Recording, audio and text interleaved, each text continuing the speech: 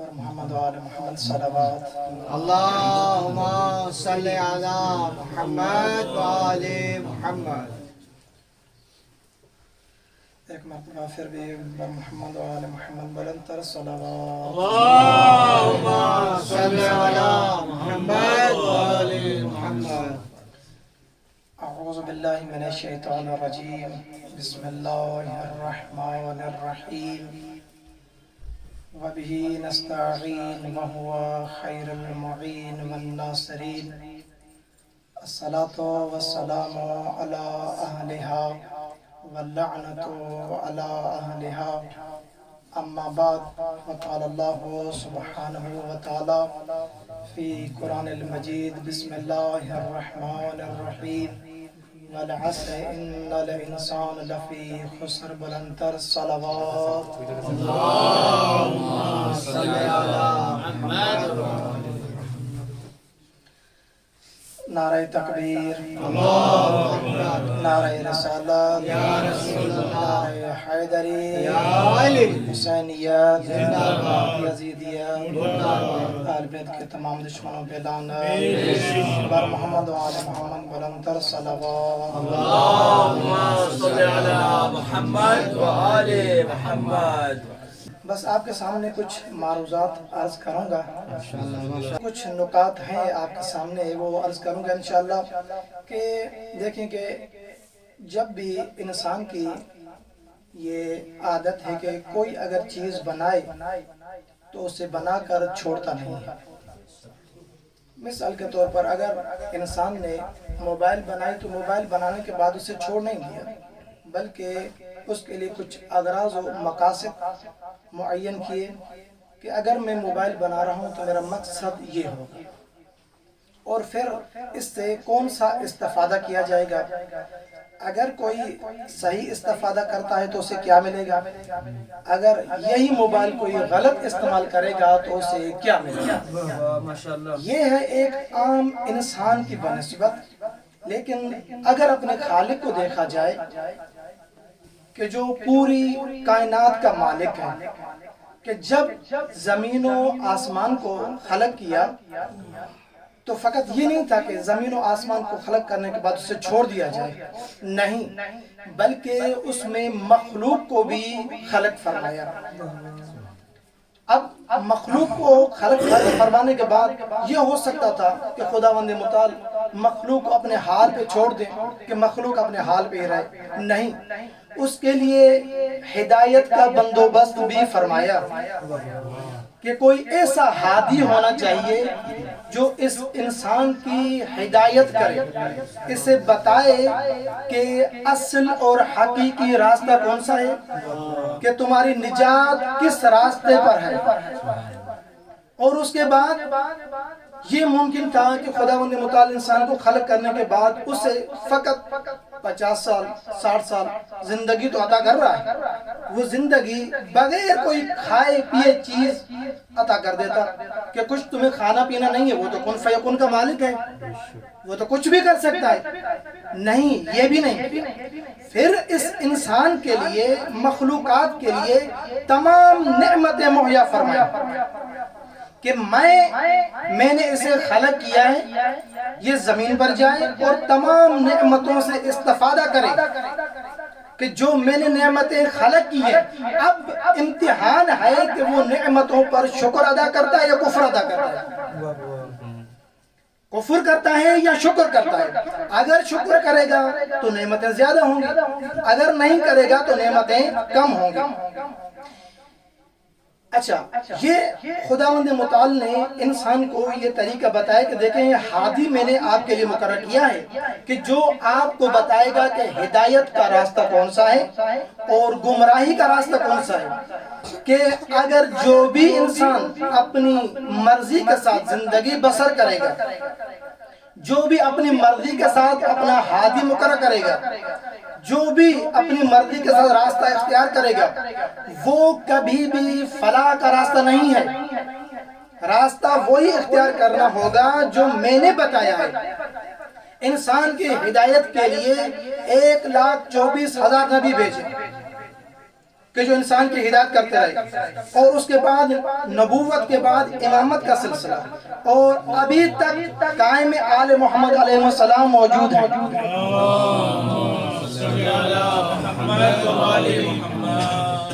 جو انسان کی ہدایت کے لیے کہ جب بھی قائم آل محمد علیہ السلام آئیں گے تو اس کے بعد ہی اس دنیا کا وجود ختم ہو جائے گا۔ اب دیکھا جائے کہ آیا انسان یہ جو زندگی بسر کر رہا ہے، خداوند متعال نے اسے خلق کیا ہے، یہ کس سمت پہ ہے، کس اعتبار سے یہ زندگی بسر کر رہا ہے؟ تو خداوند متعال نے قرآن مجید میں ارشاد فرمایا وَالْعَصْرِ إِنَّ الْإِنسَانَ لَفِي خُسْرٍ، زمانے کی قسم ہے کہ انسان خسارے میں ہے۔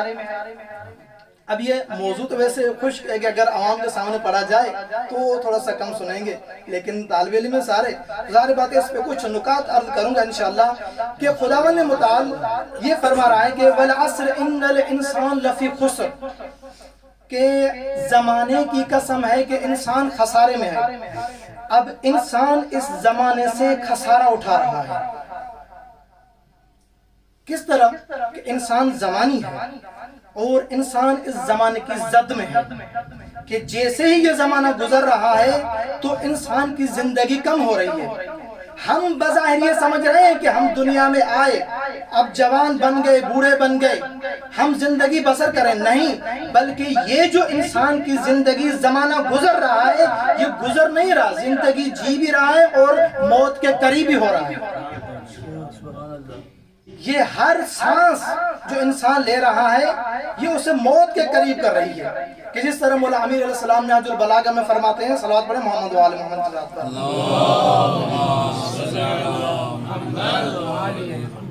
مولا فرماتے ہیں کہ نفس المرء خطاہ الی اجلہ، کہ انسان کی ہر سانس ایک قدم ہے جو اسے موت کے قریب کر رہی ہے، کہ جس طرح کا اگر کوئی منزل طے کرنی ہو تو انسان قدم اٹھاتا ہے تاکہ اس منزل تک پہنچے۔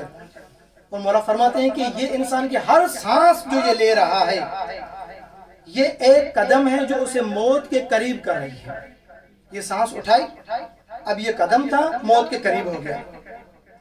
اب جیسے انسان، حیوانات ہوں، نباتات ہوں، اس ہوا کے ذریعے سانس لینے کی مرہون منت ہیں، یہ انسان 110 کلو فی گھنٹہ ہوا خرچ کرتا ہے۔ یہ سانس جو لے رہا ہے انسان 110 کلو فی گھنٹہ یہ ہوا خرچ کر رہا ہے۔ اگر اس انسان کو 5 منٹ تک ہوا میسر نہ ہو تو یہ زندگی اس کی ختم ہو جائے گی، یہ مر جائے گا۔ اب جب خدا نے یہ اتنی بڑی نعمت عطا کی ہے تو کیا ہم میں سے کوئی ایک ایسا ہے کہ جو خدا کا ہر سانس پہ شکر ادا کرے؟ کبھی ہم نے سوچا کہ جو سانس آئی ابھی زندگی مل گئی ہے خدا کا شکر ادا کرنا چاہیے؟ تو یہ خدا کا امتحان ہے کہ ہم یہاں پر زندگی گزار رہے ہیں تو خدا نے جو چیزیں ہمیں عطا کی ہیں، ہم نے اس کائنات کو دیکھا کہ آیا خدا کا شکر ادا کر رہے ہیں، شکر ادا نہیں کر رہے ہیں۔ اب یہ انسان خسارے میں ہے، آیا کوئی ایسی چیز ہے جو انسان کو اس خسارے سے نکالے؟ آیا کوئی ایسا راستہ بھی ہے؟ ہاں، خداوند متعال فرماتے ہیں کہ 4 صفات اگر کسی انسان کے اندر ہوں تو وہ فلاح پاتا ہے، وہ خسارے میں نہیں ہے۔ صلوات پڑھیں محمد و آل محمد کی ذات پر۔ اللہم صلی علی محمد و آل محمد۔ 4 چیزیں اگر انسان اختیار کرے، پہلی کہ کون سی؟ الا الذین آمنوا، کہ جو ایمان لائے۔ ایمان لانے والا اب خسارے میں نہیں ہے، کیونکہ جب انسان یہ اپنی زندگی تلف کر رہا ہے تو اس تلف زندگی کوئی تلافی بھی ہے یا نہیں ہے؟ تو الا الذین آمنوا، کہ جو ایمان لائے وہ خسارے میں نہیں ہے۔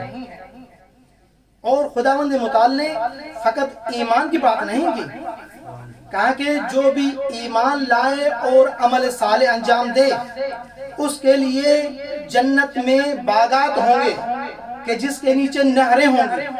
یہ ایمان والا اگر ایمان کی صفت ہے انسان کے اندر تو وہ خسارے میں نہیں ہے۔ دوسری صفت کون سی ہونی چاہیے؟ وہ عمل الصالحات، کہ نیک عمل انجام بجانا ہے۔ اگر یہ بھی صفت انسان کے اندر ہو تو خسارے میں نہیں ہے، وہ نجات پائے گا۔ اب اگر فقط ایمان ہو، نہیں، ایمان کافی نہیں ہے، ایمان کے ساتھ عمل صالح کی شرط ہے کہ اگر ایمان ہوگا اور عمل صالح ہوگا تو خسارے میں نہیں ہے۔ لیکن اگر ایمان ہے اور عمل صالح میں نہیں ہے، انجام نہیں دیتا، تو یہ خسارے میں ہی رہے گا۔ 4 صفات اس انسان کے اندر ہونی چاہیے، تب یہ انسان فلاح پائے گا اور نجات پائے گا۔ اور تیسری وَتَوَاصَوْا بِالْحَقِّ، کہ ایک دوسرے کو حق کی تلقین کریں، بتائیں کہ حق کا راستہ کون سا ہے، کس چیز کو اختیار کرنا چاہیے۔ ہم طالب علم بیٹھے آپس میں کہ جس طرح ہم مومنین کے سامنے جاتے ہیں تو مومنین کو فقط ہم بتاتے بہت زیادہ ہیں، ہم کہتے ہیں کہ نعرہ بھی لگائیں، صلوات بھی آپ کو پڑھنی چاہیے، جتنا آپ بولیں گے میں اتنا ہی پڑھوں گا، یہ بھی کہتے ہیں۔ کیا بات ہے کہ جب ہم اپنی زندگی میں دیکھتے ہیں کہ اگر مولانا حضرات کے سامنے پڑھے، نعرہ حیدری، تو پھر کیا مقام عمل میں بھی ہم اس طرح ہیں؟ معذرت کہ میں اپنی بات کر رہا ہوں کہ مقام عمل میں بھی ہم اس طرح ہیں۔ مولا امیر علیہ السلام فرماتے ہیں کہ حق مقام بیان میں بہت زیادہ وسیع تر ہے، جہاں پر بھی دیکھیں گے آپ کو حق بتانے والے ملیں گے، لیکن اگر مقام عمل میں دیکھیں تو تنگ تر ملے گا آپ کو۔ لوگوں کو بھی پتا ہے، باتیں پتا ہوتی ہیں لوگوں کو۔ اگر عام جو بندہ دیہات کا بھی ہو، اسے پتا ہوگا کہ جھوٹ بولنا حرام ہے، گالی نکالنا ٹھیک نہیں ہے، درست نہیں ہے۔ اگر تجربہ کر لیں، دیکھیں، آپ نے دیکھا ہوگا کہ اگر مولانا اور عام بندہ دونوں کھڑے ہوں تو وہ اگر عام بندہ گالیاں نکالے، جھوٹ بولے تو اسے کچھ نہیں ہوتا۔ اگر وہیں پر مولانا جھوٹ بول دے تو کہ مولانا کیا کر رہے ہیں آپ؟ مولانا ہو کے جھوٹ بول رہے ہیں، اس کا مطلب ہے کہ اسے پتا ہے کہ جھوٹ بولنا گناہ ہے، نہیں بولنا چاہیے۔ حق جو ہے وہ مقام بیان میں بہت زیادہ ہے، لیکن مقام عمل میں بہت کم ہے۔ اور چوتھا وَتَوَاصَوْا بِالصَّبْرِ، کہ ایک دوسرے کو صبر کی تلقین کرنی چاہیے۔ اب زمانہ یہ آ گیا ہے کہ اگر ہم طالب علم اپنے آپ کو دیکھیں تو حق صبر کی تلقین کریں تو بھی صبر نہیں ہوتا، کیونکہ حالات ایسے بن گئے ہیں، مشاکل اتنی ہیں کہ اب صبر ہوتا ہی نہیں ہے۔ وہ پہلے والا زمانہ تھا کہ دیکھیں کہ جب بزرگان ہمیں کوئی نصیحت کرتے تھے تو وہ بالکل عارف باللہ ہوتے تھے، تو عارف باللہ ہوتے تھے، وہ کہتے تھے کہ اگر آپ کا کوئی عمل ہو تو وہ خالصتاً للہ ہو۔ اب زمانہ یہ آ گیا ہے کہ جو بڑی گاڑی پہ ہے وہ ہمیں حق کی بات بتا رہا ہے۔ نعرہ حیدری،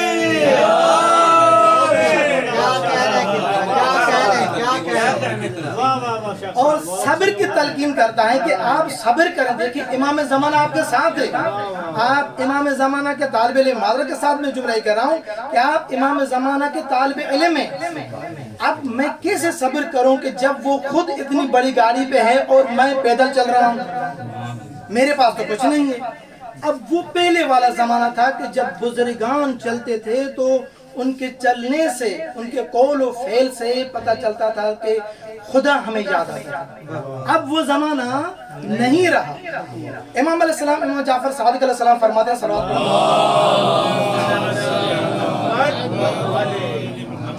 صبر کے بارے میں، امام علیہ السلام فرماتے ہیں رأس طاعت اللہ الصبر، کہ اللہ کی اطاعت کی بنیاد صبر ہے، کہ جب انسان میں صبر ہوگا تو وہ اطاعت خداوند متعال کرے گا۔ اگر صبر نہیں ہوگا تو اطاعت نہیں کر سکتا، کیونکہ وہ بے چین ہے، صبر ہی نہیں کوئی اس میں۔ تو کیسے اطاعت خداوند متعال کرے گا؟ اور آگے امام علیہ السلام فرماتے ہیں اذا ذهب الصبر ذهب الایمان، کہ جب انسان سے صبر چلا جائے تو ایمان بھی چلا جائے گا، کیونکہ اب صبر تو رہا نہیں، جب صبر نہیں رہا تو ایمان بھی باقی نہیں رہے گا۔ یہ چار چیزیں اگر کسی انسان کے اندر ہوں تو وہ خسارے میں نہیں ہے، وہ نجات پائے گا۔ اور یہ چار چیزیں حتمی و لازمی ہیں کہ انسان کے اندر ہونی چاہیے۔ صلوات پڑھو محمد و آل محمد صاحب پر۔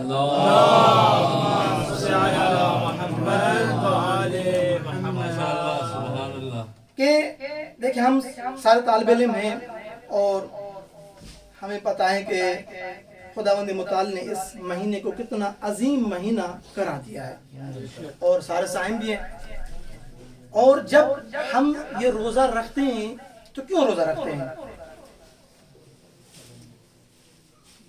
یہ تو خطبہ شعبانیہ میں رسول خدا نے بتایا کہ اس ماہ کی راتیں تمام راتوں سے افضل ہیں، دن تمام دنوں سے افضل ہیں، اس کی گھڑیاں تمام گھڑیوں سے افضل ہیں، قرآن مجید پڑھنے کی اتنی فضیلت ہے اگر کوئی تلاوت کرے۔ لیکن اگر دیکھا جائے تو روزہ ہمیں کیا چیز فراہم کرتا ہے؟ اگر روزہ رکھیں تو ملتا ہے کہ الصوم جنۃ من النار، کہ روزہ آتش جہنم سے ڈھال ہے۔ ڈھال کا کیا مطلب ہوتا ہے؟ کہ یہ جو جنگ کرتے ہیں یہ ڈھال اٹھاتے ہیں نا، ڈھال اس لیے اٹھاتے ہیں کہ ڈھال کا مقصد یہ ہوتا ہے کہ ڈھال اپنے مالک کی تمام ان چیزوں سے حفاظت کرتی ہے کہ جو اسے نقصان پہنچائیں۔ اب یہ روزہ جو ہم رکھتے ہیں، روزہ ہمیں تمام ان چیزوں سے محفوظ رکھتا ہے کہ جو ہمیں نقصان پہنچاتی ہیں۔ فقط یہاں نہیں بلکہ آخرت میں بھی یہ روزہ ڈھال بنے گا کہ جب وہ آئے گا تو یہ صائم ہوگا، شمار ہوگا کہ اس نے روزہ رکھا تھا۔ یہ روزہ ڈھال بنے گا کہ آتش جہنم میں یہ نہیں جائے گا، اسے کچھ بھی نہیں ہو سکتا۔ یہ تمام چیزیں اب اگر ان باتوں کا خلاصہ کیا جائے کہ ایمان کی کتنی صورتیں بنتی ہیں، راضی بیٹھے انشاءاللہ۔ صلوات پڑھو محمد و آل محمد۔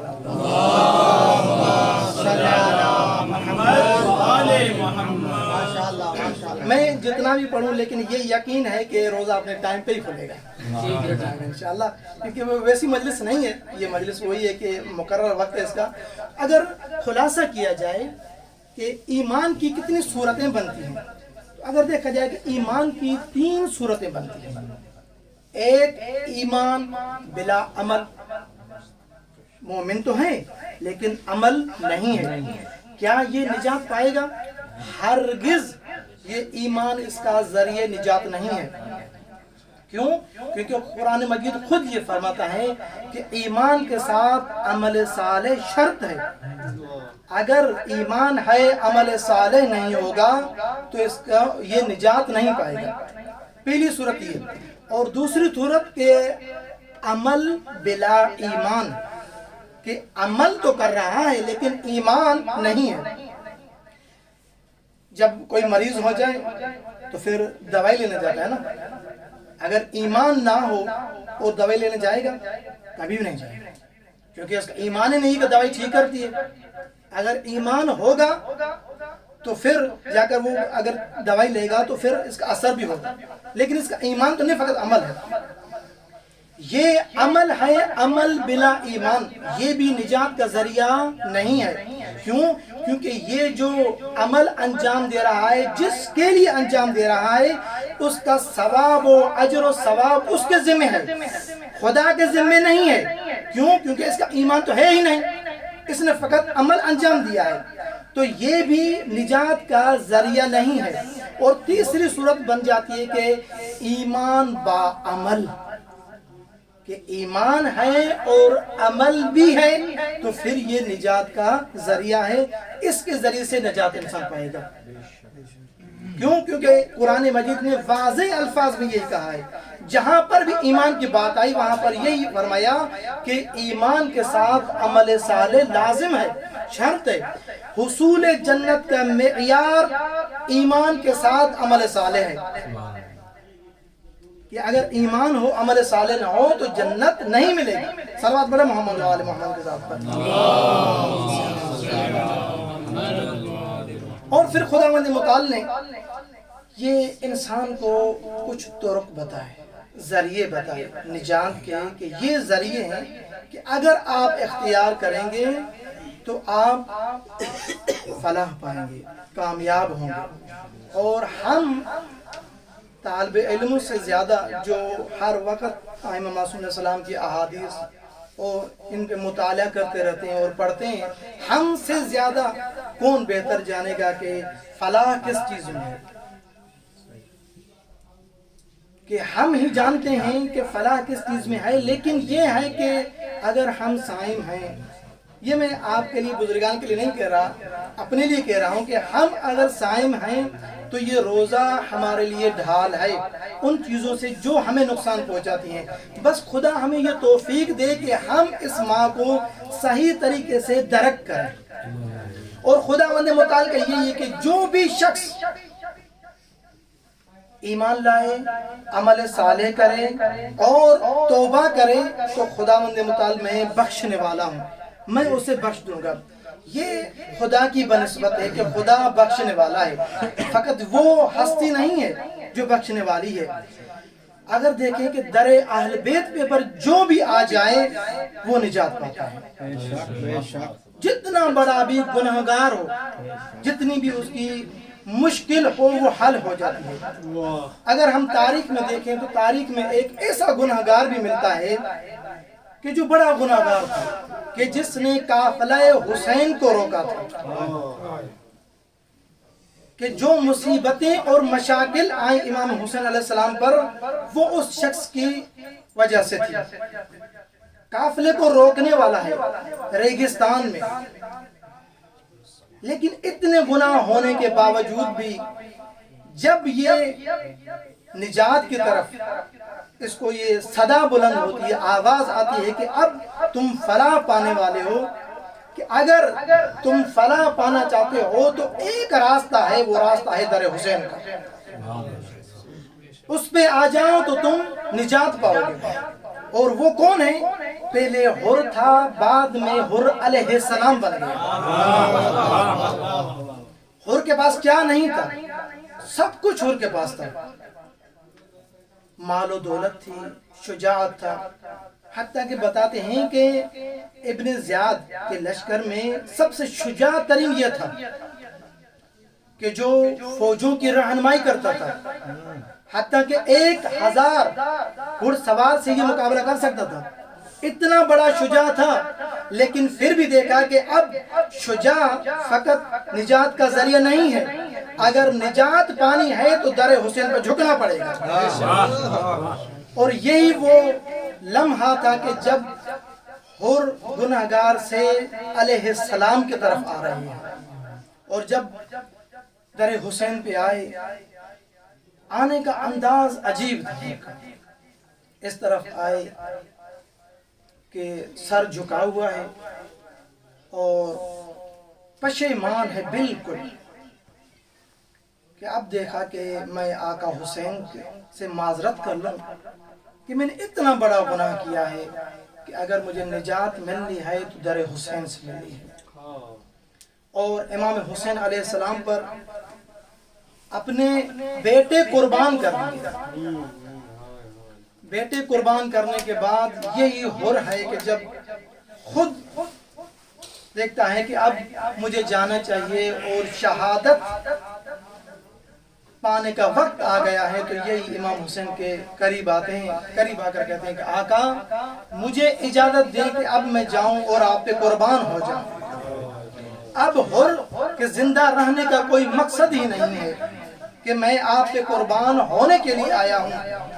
عزیزان، جب امام حسین علیہ السلام نے حر کو اجازت دی، یہ حر میدان میں آتا ہے، اتنا بڑا شجاع ہے، اتنی بڑی جنگ لڑتا ہے دشمنوں سے، کہ دشمنوں کو فنار کرنے کے بعد یہ جب دیکھا کہ اب زخموں کی تاب نہ لاتے ہوئے گھوڑے سے زمین پر آئے تو پھر کہا کہ یبن رسول اللہ ادرکنی، اے میرے آقا حسین میری مدد کو آ جائیں۔ تو امام حسین علیہ السلام نے دیکھا کہ جب حر کو مدد کی ضرورت ہے تو امام حسین علیہ السلام گھوڑا لے کر گئے کہ جائیں کہ گھوڑے پہ سوار ہو کے جنگ کریں۔ کیا منظر تھا کہ امام حسین علیہ السلام حر کے لیے گھوڑا لے کر جاتے ہیں تاکہ گھوڑے پہ سوار ہو کر جنگ کریں۔